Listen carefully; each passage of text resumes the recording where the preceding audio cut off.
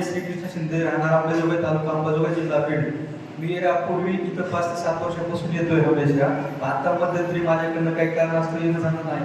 तर ते जेव्हा मी आशीर्वाद घेऊन गेलो किंवा माझे काही दुखणे वगैरे काही राहण्यासाठी, तर त्यावेळेस मला ते आशीर्वाद वगैरे देण्यात आले. सावकार बोललेलं कळलं पाहिजे, आपण बोललेलं कळलं पाहिजे. पारायण पण करण्यात आले, मध्यंतरी पारायण पण झाले नाहीत माझ्याकडनं. नंतर पुन्हा जे दुखणं वगैरे जे काय आहे ते जसं जसं चालू झालं, त्याबद्दल मी विचार केला की आज आहे वेळ, म्हणून आपण जाऊयात ना, दर्शन घेऊ, आशीर्वाद घेऊन नंतर पुन्हा सुरुवात करूया. जर का पेंडिंग काही काम पडलं तर मग देवाची जशी आठवण येते तशी मला आज आठवण आली. माझ्याकडनं त्याची काही काही चुकलेलं आहे. काय झालं, काय समस्या, काय होती? समस्या म्हणजे या साईडचे दुखत होतं माझं, उजव्या साईडला गाल असतं. दवाखान्यामध्ये गेलो, डॉक्टरांकडे चौकशी वगैरे केली तर डॉक्टर म्हणायचे किंवा काहीच नाही म्हणून.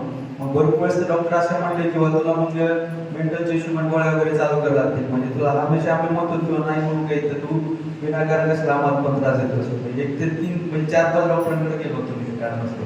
कुठल्या दवाखान्यात गेले होते? अंबाजोगाईला BC हॉस्पिटल म्हणून आहे. पुन्हा BC ढाके, पुन्हा थोरात म्हणून आहेत त्यांच्याकडे. अंबाजोगाई मधले सगळे? हो.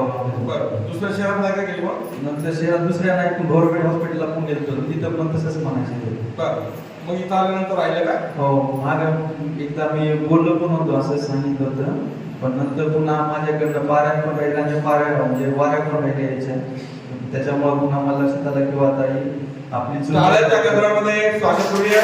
मी सांगताय त्यांचं बोललं तुम्हाला कळलं नसेल, कदाचित मला लक्षात आलं इथं जवळ असल्यामुळं.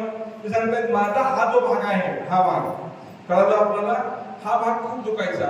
अंबाजोगाई शहरातले मोठे मोठे डॉक्टर गेले, काहीच फरक पडत नव्हता. इथं आले, आशीर्वाद घेतला आणि त्याच्यानंतर त्यांचं दुखायचं राहिले. हा त्यांचा अनुभव आहे. टाळ्याच्या गजरामध्ये आपण त्यांचं स्वागत करूया.